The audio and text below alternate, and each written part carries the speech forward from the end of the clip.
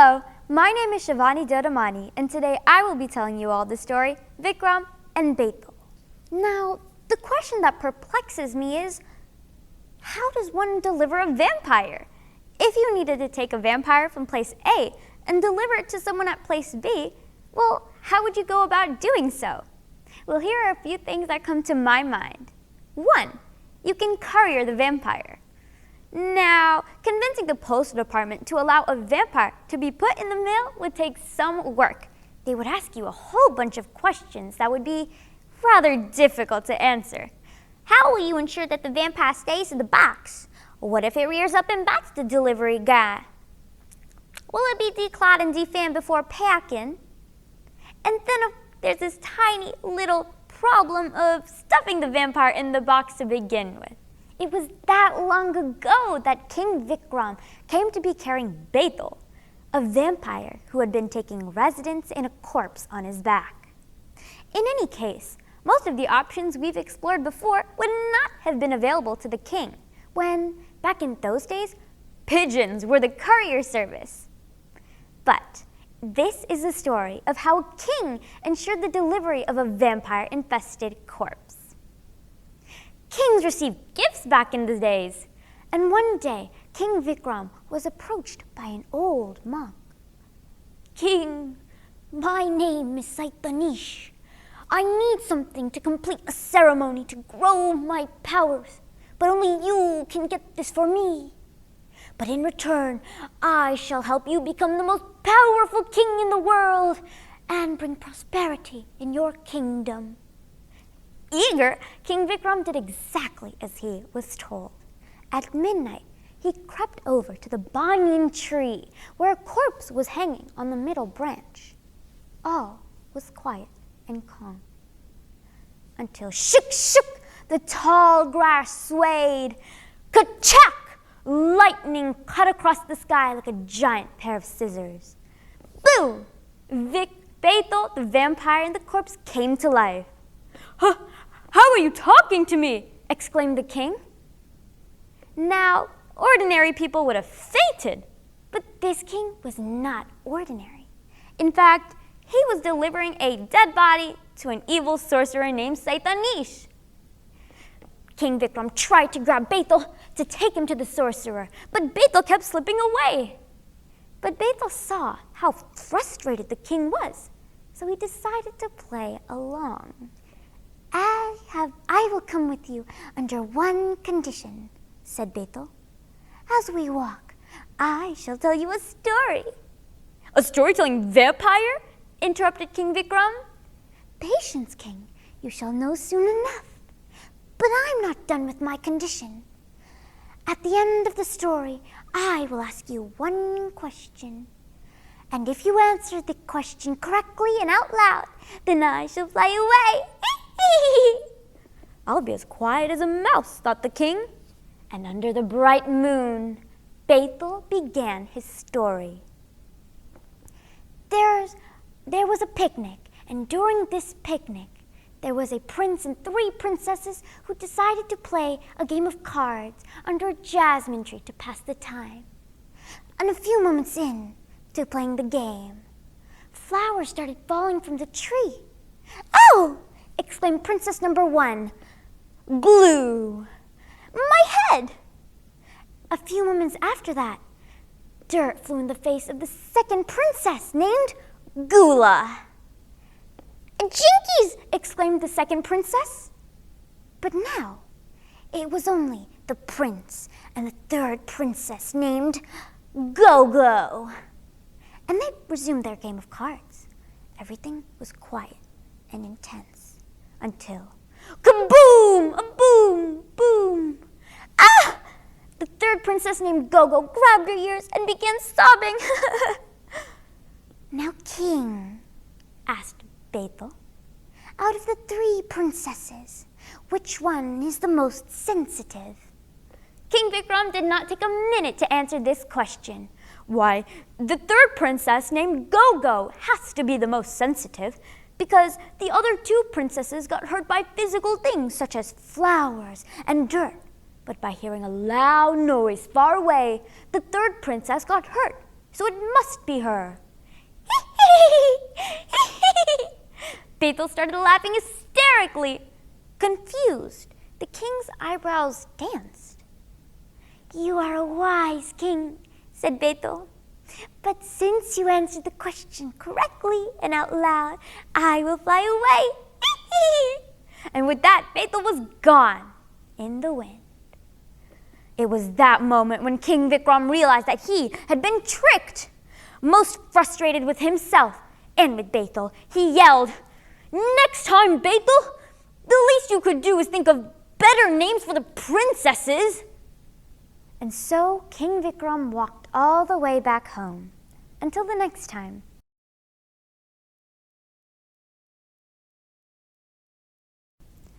Hi, my name is Ella Mangum, and I will be telling the story Armadillo Chili. Miss Billy Armadillo skid, scat, skittered down the lane. A blue northern's a-blowing in my old cold bones a-rattling for a pot of hot armadillo chili, said Miss Billy. She was gathering a box full of beetles when a tarantula friend Tex came by. "Hey, Tex! I'm making myself a pot of armadillo chili. How about tapping your toes this way and helping me gather a box full of beetles?" Tex wiggled his long, jiggly legs. "Shucks, Miss Billy, I'm going dancing today."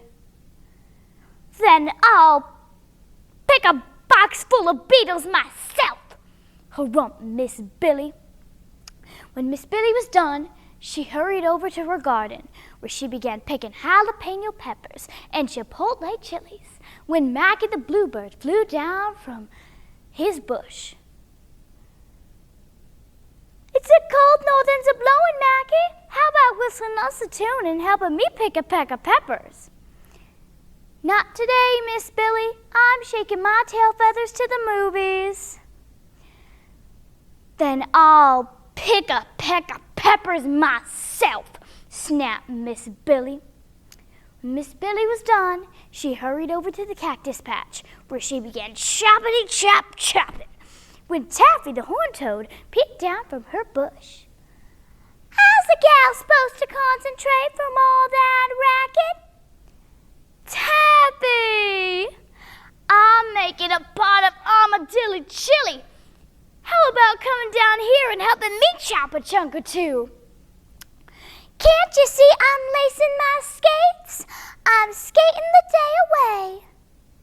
Miss Billy's face turned red.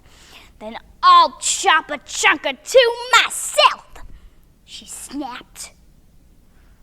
When Miss Billy was done, she hurried over to her house, where she began making her armadillo chili. She stirred and cooked and stirred some more. Soon the armadillo chili bubbled on the stove. Miss Billy was taking out the trash when Tex the tarantula tottered up. "Hey, Miss Billy, it's a cold night and I could smell that armadillo chili cooking all the way home from the dance hall." Miss Billy plunked the lid on the trash can. "I have a saying, Tex. No working with Billy, no sharing the chili. I'm afraid you danced yourself at a dinner, cowboy." "Whoa! Sorry you feel that way, Miss Billy." And he skittered away. Miss Billy stood there feeling sour as a scorpion when Mackie the Bluebird flew down on the cold breeze. "It's a powerful storm tonight, Miss Billy, but I could face it if I warmed myself up with some of that fine-smelling armadillo chili." "Sorry, Mackie," snapped Miss Billy. "No working with Billy, no sharing the chili. Maybe remembering that movie will keep you warm." Mackie's tail feathers drooped and he flew away. Miss Billy went back inside. She stirred her armadillo chili some more and dropped a few more peppers in the pot. Ding dong! Miss Billy opened the door to see Taffy the Horned Toad standing there shivering. "I'm freezing, Miss Billy. Could I bag a bowl of armadillo Dilly Chili? Miss Billy shook her head. Land sakes, Taffy! A horntail with goosebumps is one sorry sight, but no working with Billy, no sharing the chili. Taffy shivered and skated away. Miss Billy went back inside to taste her armadillo chili. Her ears drooped. Armadillo chili just wasn't right. Had she forgotten anything? No, she remembered all the ingredients. Then what was missing? Miss Billy looked around. Inside, her kitchen was warm and cozy, and outside it was cold and blistery. I know what I forgot, she said. Ding dong! Miss Billy opened the door again to see Tex, Taffy, and Maggie all standing there shivering. Land sakes, your noses are as blue as I feel. What have you got there? Sacks full of apologies, said Tex. Well, come on in. I brought some warm apple cider for sharing with friends, said Maggie. And I brought some jalapeno biscuits for supping with friends, said Tex. And I brought some homemade chocolate to sweeten us up. Miss Billy hugged them all. Friends, that's what my armadillo chili was missing. The 4 friends sat at the table and laughed and talked into the cold, blistery night. And the armadillo chili was perfect.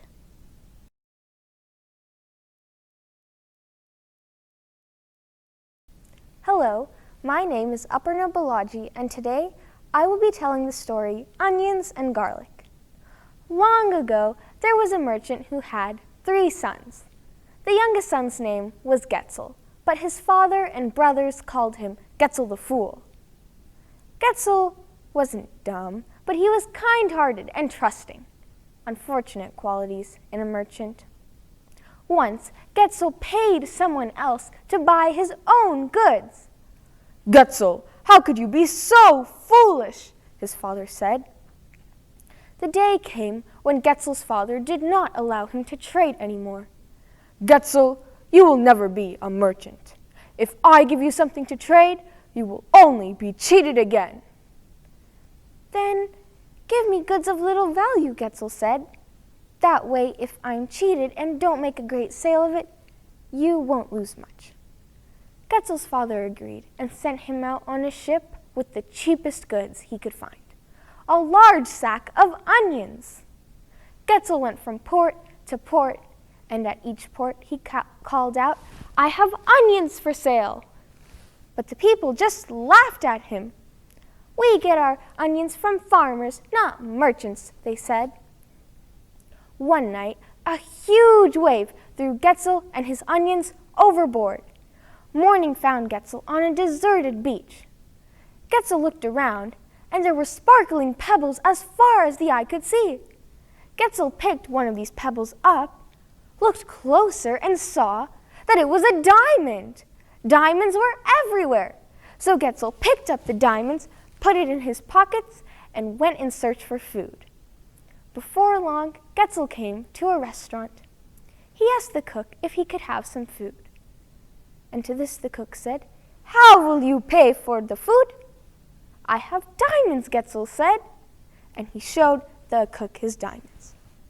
"Diamonds? Diamonds are worthless. Nobody here even picks diamonds up. But I will not let a hungry stranger go. Come inside, and I will give you some soup." So Getzel followed the cook into the kitchen, and the cook set out a bowl of soup before Getzel. Getzel started slurping when the soup was bland. Something was missing. So Getzel took out an onion, chopped it up, and added it to the soup. Ah, Getzel thought, it was much better. But the cook saw this and was offended. "What do you think you are doing to my soup?" Oh, I was just adding an onion," Getzel said. "It was a little bland." "What is this onion?" the cook asked. "You don't know what an onion is?" So Getzel pulled out an onion and gave it to the cook. The cook took one bite, and his eyes popped out, and he said, "Hey, that's got a lot of kick. What can you do with onions?" "You can do lots of things with onions," Getzel said. "You can chop it, slice it, mix it, dice it, bake it, boil it, stew it. Yep, you can do just about anything with onions." "We must show this to the king," the cook said. So the cook took Getzel to the king. The cook approached the king and told him about Getzel's new vegetable, onions. The king was interested and asked, "I would like to taste this new vegetable." So Getzel took out an onion and handed it to the king. The king took one bite, and his eyes popped out, and he said, "Hey, that's got a lot of kick. What can you do with onions?" "You can do lots of things with onions," Getzel said. "You can chop it, slice it, mince it, dice it, bake it, boil it, stew it. Yep, you can do just about anything with onions." "Wow, you must show my royal cooks how to cook with onions." So he took Getzel to the royal kitchen, where Getzel prepared an onion dinner for the king. The king agreed. Everything tasted so much better with onions. "What would you like in exchange for this valuable gift?" "Diamonds," Getzel said. "Diamonds? Diamonds are worthless," the king said. "But since you insist, I will give you 100 sacks of diamonds and a huge ship to sail back to your home." Getzel agreed and returned back home after a long journey. When he arrived, his father and brothers couldn't wait to greet him. They couldn't believe their eyes when they saw 100 sacks of diamonds, and they couldn't believe their ears when they heard of a country that didn't have onions. This got Getzel's brothers thinking. If they'd paid this much for onions, imagine how much they'd pay if we gave them garlic. So the two brothers brought a ship full of garlic and set out to find Getzel's island. When they arrived, they were amazed to see that everything Getzel said was true. Diamonds covered the shore as far as the eye could see. The brothers went straight away to the king's palace. "Your Majesty, we heard that you like onions." "Yes, I love onions. I eat them all the time." "Well, we think we've brought you something even better than onions." "What could possibly be better than onions?" "Garlic," the brothers said, and with that they took out some garlic, peeled it up, and gave it to the king. The king took one bite, and his eyes popped out, and he said, "Hey, that's got a lot of punch. What can you do with garlic?" "You can do lots of things with garlic," the brothers said. "You can chop it, slice it, mince it, dice it, bake it, boil it, stew it. Yep, you can do just about anything with garlic." "You must show my royal chefs how to cook with garlic." And with that, he showed the brothers to the royal kitchen, where they helped the cooks prepare a garlic feast for the dinner. The king tried all of the dishes and agreed that everything tasted so much better with the garlic, and it was even better than the onions. "What would you like in exchange for this wonderful vegetable?" 100 sacks of diamonds." "Diamonds? Diamonds are worthless. I will not give you diamonds for such a valuable gift." "No, I will give you my country's most valuable treasure." And with this, the brothers were thinking emeralds, rubies, and pearls. So they got on their ship with the king's most valuable treasure and set back to their home. When they arrived home, their father couldn't wait to greet them. He ran out and asked the brothers all about their journey. "Did you find Getzel's island?" "Yes, Father, we did." "Did you give him the garlic?" "Yes, Father, we did." "Did he pay you back in diamonds?" "No, Father, he did not." "He didn't pay you back in diamonds? What did he pay you in?" "He paid us in his country's most valuable treasure." And with this, their father was thinking emeralds, rubies, and pearls. And their father watched as the two brothers opened up their sack, and inside was the king's most precious treasure. The king gave us onions.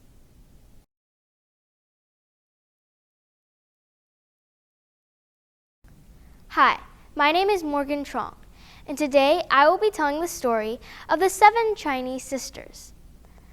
Once upon a time, there lived 7 Chinese sisters who lived together and took care of each other. Each sister had shining black hair and sparkling eyes. Each stood straight and tall, except for the 7th sister, who was just a baby. But the sisters were very different.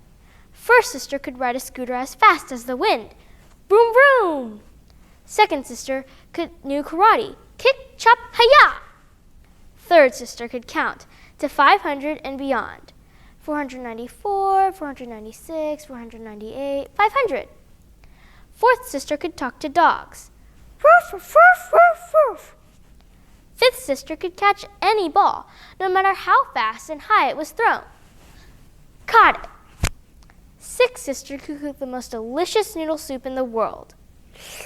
And seventh sister, well, no one was really sure what she could do. As she was so little, she had never spoken even one word. Far away, across the bridge, through a forest and up a mountain, there lived a terrible dragon. One day, he woke up very hungry. He took a big sniff, sniff, sniff, and smelled something wonderful. It was Six Sisters noodle soup. Down the mountain, over the forest, and across the bridge flew the dragon, straight to the 7th sister's house. But the sisters were so busy that they didn't see him coming. First sister was polishing her scooter. Vroom, vroom! Second sister was practicing for a black belt. Hi-ya! Third sister was counting grains of rice. 494, 496, 498, 500. Fourth sister was talking to a stray beagle. Ruff, ruff, ruff, ruff. Fifth sister was throwing a ball up a mile or so and catching it. Caught it. Sixth sister had just stepped into the pantry to get some more noodles. And seventh sister was crawling around on the kitchen floor. When the dragon peeked in the kitchen door and saw a plump little 7th sister, he forgot all about the soup. Instead, he snatched up the baby. Then he flew back over the forest, up the mountain, and into his cave. But as soon as he set 7th sister down, he was just going to get some salt. She said her first word ever, and it was an excellent word. It was, help! The 6 sisters had just started to look for 7th sister when they heard her call. Right away, they knew her voice. 7th sister is in trouble, cried first sister, leaping onto her scooter. Vroom, vroom! We must save her! The other sisters hung on behind. Pulled by first sister, who was strong as well as fast, the sisters sped across the bridge. Beyond was the deep forest, filled with many trees. So many the third sister counted them by twos. 494, 496, 498, 500. Now 7th sister's cries were louder. The sisters headed up the mountain and soon reached the dragon's cave. They could smell smoke and hear the most awful roars. Fourth sister listened carefully. Dragons do not talk exactly like dogs, but she could still understand a little. The dragon was roaring, "There is no use calling for help. You're going to be my supper." And suddenly, 7th sister shouted her second word ever, which was, "No!" "If you don't bring her out, sir, you will regret it," called 4th sister in the best dog language she could manage. Ruff, ruff, ruff, ruff, ruff. The dragon stopped roaring. What was that girl yelling? All he could understand was, "Bring her out, sir." But no one had ever tried to talk to him before, and he was so curious he picked up 7th sister and rushed outside. 2nd sister stepped forward. Then, fast as lightning, she leaped into the air, slapped the dragon on the chin, and shouted, "Hi-ya!" The dragon was so surprised that whoop, 7th sister flew right out of his mouth. Back, back, back went 5th sister. Back, back, back, and reaching up, up, up, she caught 7th sister neatly, like a fly ball. But when the dragon saw that his dinner was gone, he fell to the ground, sobbing. "Hungry, hungry," he whimpered. and now all the sisters could see he was quite skinny and sort of sad. Tomorrow Sixth Sister can bring him some of her soup, First Sister said. But we've got to get Seventh Sister home. She's all worn out, and she needs her diaper changed. Sisters, go home, cried baby Seventh Sister, who was learning to talk very quickly now. First Sister put Seventh Sister on her back and hopped onto her scooter. Vroom, vroom! The other sisters hung on behind, and they whizzed fast as the wind down the mountain. But when they reached the forest, First Sister stopped. Now that they didn't have Seventh Sister's Christ to guide them, how could they make their way through all these trees? Don't worry, Third Sister said. I counted these trees when we came. We must go past 500. And so, when Third Sister had counted 500 trees, by twos, the sisters came to the bridge. They scooted across and back to their house, where they had a wonderful meal of Sixth Sister's delicious noodle soup. And what did Seventh Sister do when she grew tall? Well, she became the best storyteller in the world, and she always told this story first.